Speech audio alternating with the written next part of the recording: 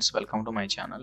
ఈరోజు 11th July 2025. ప్రీవియస్గా మనం 9th వీడియో చేసాం. ఆ వీడియోలో మనం 10th జూలై గురించి నిఫ్టీ 50 ఎక్స్పైరీ డే అనమాట. నిన్న 10th జూలై గురించి ఒక అనాలిసిస్ వీడియో చేసాం, నిఫ్టీ అలాగే బ్యాంక్ నిఫ్టీ గురించి. ఆ వీడియో చూసినట్లయితే మీకు ఈ వీడియో అనేది కొంచెం ఈజీగా అర్థమవుతుంది. సో మనం ఆల్రెడీ ప్రీవియస్గా ఆ వీడియోలో మనం చెప్పుకున్నది వచ్చేసి అప్ సైడ్కి మార్కెట్ బూమ్ అయితే ఏ విధంగా మనం ట్రేడ్ సెటప్ చేసుకోవాలి, మార్కెట్ ఎక్కడ వరకు వెళ్ళేదానికి ఛాన్స్ ఉంటుంది, డౌన్ సైడ్ కి ఏ లెవెల్స్ బ్రేక్ అయితే మనం డౌన్ సైడ్ కి ఎక్స్పెక్ట్ చేయొచ్చు, ఎక్కడ వరకు ఎక్స్పెక్ట్ చేయొచ్చు, అలాగే సపోర్ట్ అండ్ రెసిస్టెన్స్ లో కూడా మనం మాట్లాడుకుందాం.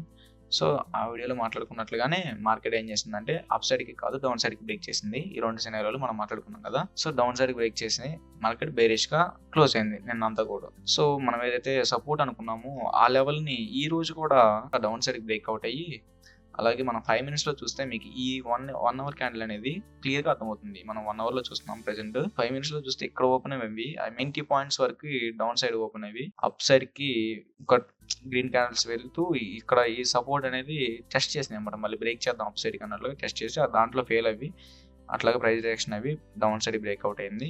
ఈ రోజు కూడా బేరిష్ గానే ఉంది మార్కెట్. సో నేను ఆల్రెడీ ప్రీవియస్ గా ఈ సపోర్ట్ జోన్ అనేది డ్రా చేసుకోవడం జరిగింది. 25,000 నుంచి 25,200 ఈ 200 పాయింట్స్ అనేది కూడా నేను ఒక మంచి జోన్ గా కన్సిడర్ చేస్తున్నాను. ఆల్రెడీ ప్రీవియస్ గా ఇక్కడ వచ్చేసి 1, 2, 3 డేస్ వరకు మార్కెట్ ఇక్కడ హోల్డ్ చేసింది. 1, 2, 3, 4, 5, 6, 7, 1, 2, 3. సో 3 days మార్కెట్ ఇదే జోన్ లో ఉండి అప్ సైడ్ బ్రేక్ చేయలేక డౌన్ సైడ్ బ్రేక్అవుట్ ఇచ్చింది. సో అందుకని నేను ఇక్కడ ఇది జోన్ అనుకుంటున్నాను. So next 1 or 2 days market ఇదే జోన్లో ఉంటుందని ఎక్స్పెక్ట్ చేస్తున్నాను. మండే కానీ ఈ గ్యాప్లో ఎక్కడన్నా హైలో ఓపెన్ అయిపోయి మార్కెట్ డౌన్ సైడ్కి ఫస్ట్ 50 minutes లో కానీ బ్రేక్అవుట్ అయితే నేను పుట్ ఆప్షన్ బై చేస్తాను. ఇంకా ఫర్దర్గా బేరిష్గా చూస్తాను అనమాట మార్కెట్. లేదు అప్ సైడ్కి అయితే ఈ లెవెల్ బ్రేక్అవుట్ అవ్వాలని 25,200 బ్రేక్ అయితే అప్ సైడ్కి నేను చూస్తాను. అప్ సైడ్కి ఎక్కడ వరకు అంటే ఈ లెవెల్ వరకు చూస్తాను. 25,300 ఈ 100 pointsలో నేను చూసుకొని 30 points వరకు టార్గెట్ పెట్టుకొని at the money call option by చేసుకొని 30 points టార్గెట్ పెట్టుకొని క్లోజ్ చేసేసుకుంటాను. దట్స్ ఇట్ అండి. నిఫ్టీకి అయితే అదేనండి. బ్యాంక్ నిఫ్టీకి చూసినట్లయితే బ్యాంక్ నిఫ్టీలో కూడా మనం 2 scenarios మాట్లాడుకున్నాం. అప్ సైడ్ వెళ్తుంది మార్కెట్ అనుకున్నాను. అక్కడ వరకు అంటే ఈ పివట్ పాయింట్ వరకు ఈ జోన్ వరకు అన్నా వెళ్తుంది అనుకున్నాను. కానీ market opening gap up open అయ్యి తర్వాత స్ట్రాంగ్గా బేరిష్గా ఒక మంచి రెడ్ క్యాండిల్ ఫామ్ అయింది. తర్వాత చూసిందే మార్కెట్ పడుతూనే వచ్చింది. ఇంకా అదే రోజు 10th అంటే ఎస్టర్డేనే మార్కెట్ ఇక్కడ ఈ సపోర్ట్ మనం ఏదైతే సపోర్ట్ జోన్ అండ్ మూవింగ్ ఎవరి సపోర్ట్ అనుకున్నామో అది కూడా బ్రేక్అవుట్ చేసి క్లోజ్ ఇచ్చేసింది 10th జూలైన.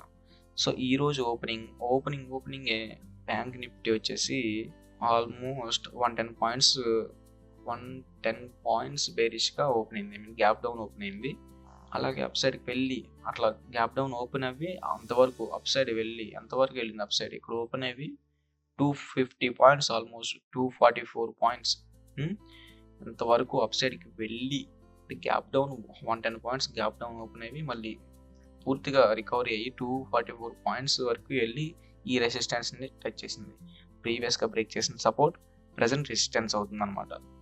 సో ఆ రెసిస్టెన్స్లో మనం టచ్ చేసి మళ్ళీ ప్రైస్ రియాక్షన్ అయింది. సో ఎప్పుడైతే ఈ 1 hour ఫస్ట్ రెడ్ క్యాండిల్గా ఫామ్ అయిందో ఇది ఒక షూటింగ్ స్టార్ క్యాండిల్ లాగా ఉంది చూసినట్టయితే, ఆర్ హ్యామర్ అనుకోవచ్చు, మీ ఇష్టం, మీరు ఏదైనా పెట్టుకోండి. ఇది ఒక రెడ్ క్యాండిల్ అలాగే పెద్ద విక్తో ఉంది.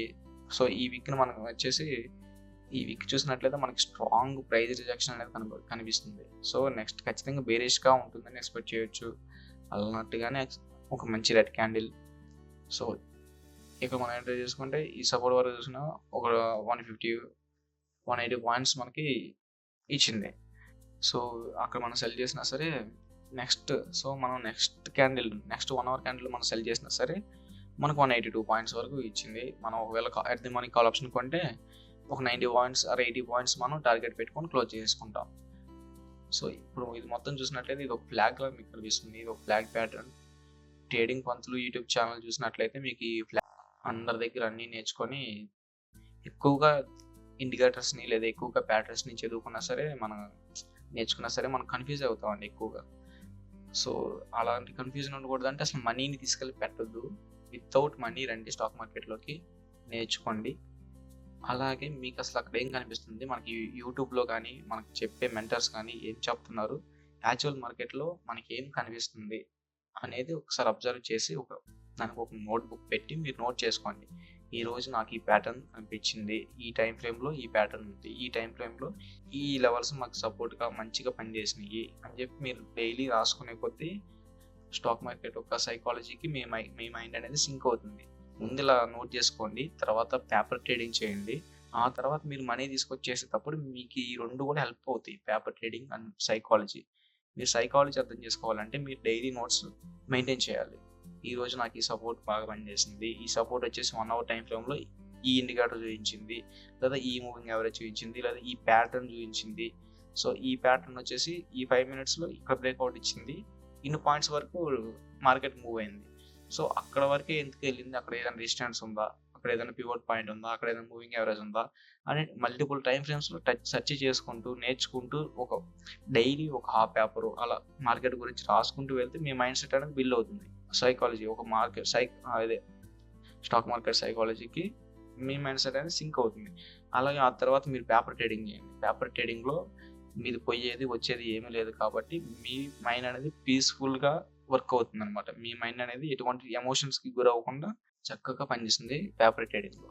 సో పేపర్ ట్రేడింగ్ చేసినప్పుడు ప్రాఫిట్స్ వస్తాయి. ఎవరికైనా ట్రేడింగ్ చేసినప్పుడు రియల్ మనీతో చేసిన పేపర్ ట్రేడింగ్లో చేసిన ప్రాఫిట్ వస్తాయి. సో 1 or 2 months లేదా 3 months పేపర్ ట్రేడింగ్లో ప్రాఫిట్స్ వచ్చినాయి అని చెప్పి రియల్ మనీ తీసుకురొచ్చి పెట్టేయద్దు. ఎందుకంటే ఆ 3 months కూడా మీరు డైలీ టైం ఫ్రేమ్లో చూస్తే ఒక 3 months పర్టికులర్గా మార్కెట్ బులిష్గానే ఉంటూ ఉంటుంది. సో మీరు ఎప్పుడైతే మనీ తీసుకొస్తారో అప్పుడు సైడ్ వేస్ మార్కెట్ వస్తే అప్పుడు ఏం చేస్తారు, సో అందుకని నా మాటగా వచ్చేసి ఒక 6 months అయితే ఖచ్చితంగా పేపర్ ట్రేడింగ్ చేయండి. లేదు నేను ప్రో అయిపోయాను, మార్కెట్ అర్థమైపోయింది, నాకు మార్కెట్ అర్థమైపోయింది, ఖచ్చితంగా చేయాలి, అయితే డబ్బులు ఉన్నాయి అనుకుంటే ఒక 10,000 20,000 తీసుకొని వచ్చి ఆప్షన్స్ చేయొద్దు, డెరివేటివ్స్ చేయొద్దు, వాటి జోలికి వెళ్ళొద్దు. డెరివేటివ్స్లోకి మీరు రాలేరు 20,000 క్యాపిటల్ తోటి. సో 20,000 పెట్టుకొని లేదా 5 to 20,000 అది మీ క్యాపిటల్, మీ ఇష్టం. నన్ను అడిగితే ఒక 10,000 కంటే ఎక్కువ పెట్టొద్దని అంటాను. అది కూడా వచ్చేసి స్టాక్స్లో పెట్టండి. స్టాక్స్లో పెట్టి డైలీ ట్రేడింగ్ చేయండి, ఇన్వెస్ట్మెంట్ కాదు.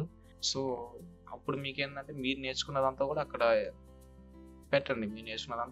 మీరు జస్ట్ డబ్బుల కోసం కాదు, మీరు నేర్చుకున్న దాన్ని ఇంప్లిమెంటేషన్ చేస్తున్నారు, మీరు నేర్చుకున్నది ఎగ్జిక్యూట్ చేస్తున్నారు అనేది ఒక్క మైండ్ సెట్తోనే మీరు అది చేయాలి. ఆ తర్వాత చిన్నగా క్యాపిటల్ గ్రో చేసుకోండి. ఏది 2 months 3 months మీరు ఆ 10,000ని లూజ్ అవ్వకుండా ఉంటే మీకు అప్పటికే అర్థమవుతుంది మ్యాటర్ మీరు చేయగలరా లేదా అని చెప్పి. సో అప్పుడు 1,50,000 అట్లా మంచి అమౌంట్ తీసుకొచ్చి చేయండి. నేను అసలు ఎవరికైనా సరే చెప్పాలంటే ఆప్షన్ సెల్లింగ్నే ప్రిఫర్ చేస్తాను, ఎందుకంటే చాలా వరకు రిస్క్ తక్కువ ఉంటుంది. అన్లిమిటెడ్ లాస్ వచ్చే ఛాన్స్ ఉంటుంది కానీ ఆప్షన్ సెల్లింగ్లో, కానీ ప్రాఫిట్ వచ్చే ప్రాబబిలిటీ అనేది చాలా ఎక్కువ. మనం ప్రాపర్ స్టాప్ లాస్ని కానీ పెట్టుకొని ఆప్షన్ సెల్లింగ్లోకి దిగితే అది కూడా మనం ఎక్కువగా ప్రాఫిట్ని ఆశపడకూడదు. ఆప్షన్ సెల్లింగ్లో మనకి ఇంత పర్సంటేజ్ వస్తే చాలు, వీక్లీ 2% అలా వస్తే చాలు అనుకుంటే మనం చాలా వరకు బెటర్ అండి ఆప్షన్ సెల్లింగ్ తీసుకుంటాం. సో ఆప్షన్ సెల్లింగ్ అనేది క్యాపిటల్ ఎక్కువ కావాలి కాబట్టి, సో ఎక్కువ మంది దాన్ని చేయలేరు, ఎక్కువ క్యాపిటల్ కావాలి కాబట్టి. కానీ ఒక 50,000 ఇలా మల్టిపుల్ టైమ్స్ మనం లూజ్ అవ్వడం ఇష్టమే, కానీ ఒకేసారి ఒక 2 lakhs తీసుకొచ్చి ఆప్షన్ సెల్లింగ్లో కూర్చొని వీక్లీ 2% టార్గెట్ పెట్టుకొని మంత్లీ 8% తీసి చూద్దాం అనే ఆలోచన ఎంతమందికి వచ్చింది చెప్పండి. సో మంత్లీ 8% అంటే 10 to 12 అంటే ఇయర్తో మల్టిప్లై చేసి చూడండి. 8 into 12 సో 96% అండి. 96% అంటే మీరు 1,00,000 తీసుకొస్తే సంవత్సరానికి 1,00,000 అవుతుంది. మీరు 10 లక్షలు తీసుకొస్తే సంవత్సరానికి 10 లక్షలు అవుతుంది. మీరు 1,00,000 తీసుకొస్తే సంవత్సరానికి 1,00,000 అవుతుంది.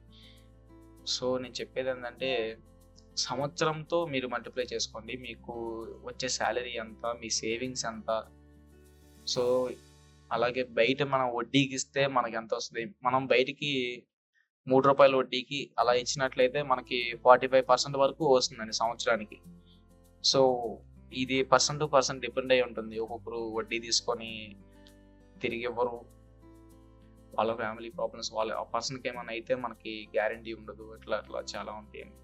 సో రిస్క్ అనేది ఎక్కడైనా ఉంటుంది. సో ఇది మనం నేర్చుకొని మనం ఓన్గా చేయగలిగేది స్టాక్ మార్కెట్ అనేది. సో అలా చేయగలం అనుకుంటేనే ఇందులోకి రండి. సో బ్యాంక్ నిఫ్టీ వచ్చి చూస్తే ఫర్దర్గా ఇది అప్ సైడ్ కానీ ఈ లెవెల్ బ్రేక్అవుట్ చేస్తే వెంటనే ఇక్కడ ఒక రెసిస్టెన్స్ ఉంది 150 points. ఒకవేళ అప్ సైడ్కి బ్రేక్అవుట్ చేస్తే మాత్రం నేను కాల్ ఆప్షన్ బై చేసి 50 points 60 pointsకి ఎగ్జిట్ అయిపోతాను at the money call option by చేసి. బ్యాంక్ నిఫ్టీలో.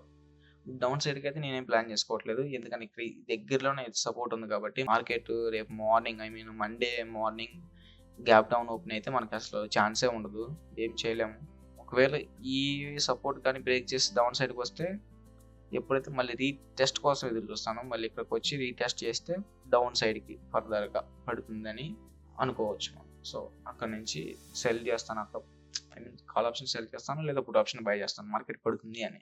సో అక్కడ నుంచి టార్గెట్ ఏదంటే ఒక నిమిషం మనం ఒకసారి డైలీలోకి వెళ్ళి చూస్తే మనకి టార్గెట్ ఏం పెట్టుకోవాలని అర్థమైంది. ఆల్రెడీ మనకి పివట్ పాయింట్ సపోర్ట్ అని తీసుకునేది ఇక్కడ నుంచి బేరిష్గా ఉండేదానికి ఛాన్సెస్ ఉన్నాయి, ఖచ్చితంగా బేరిష్గా ఉంటుంది. మళ్ళీ ఇది కూడా నేను సపోర్ట్ జోన్గా అనుకున్నాను కాబట్టి నేను అంటే తీసుకోవాలనుకోవట్లేదు, మార్కెట్ అయితే బేరిష్గానే ఉంది స్టిల్. ఈ పివట్ కూడా బ్రేక్ అయ్యే ఛాన్సెస్ ఉన్నాయి. సో మార్కెట్ ఈ ఏరియాలో ఓపెనింగ్ అయ్యి పివట్ పాయింట్ బ్రేక్ అయితే ఇక్కడ నుంచి 100 పాయింట్స్ ఈజీగా మనం క్యాప్చర్ చేయొచ్చు. డౌన్ సైడ్కి అంటే 50 పాయింట్స్ మనం టార్గెట్ పెట్టుకోవచ్చు ఎటు కొన్నా సరే.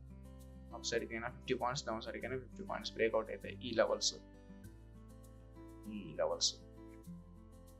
డైలీలో చూస్తున్నాం కదా, అందుకని మనకి హవరీలో తీసుకున్నవి చిన్నగా కనిపిస్తుంది, మళ్ళీ హవరీలో చూస్తే ఈ విధంగా కనిపిస్తుంది.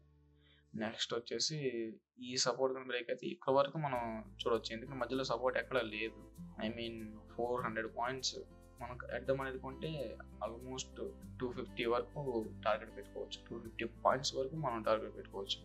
ఒకవేళ లాట్స్ ఎక్కువగా కొనుక్కున్నా సరే 150 to 200కి ఎగ్జిట్ అయిపోవడం మంచిది టార్గెట్ రీచ్ అయితే.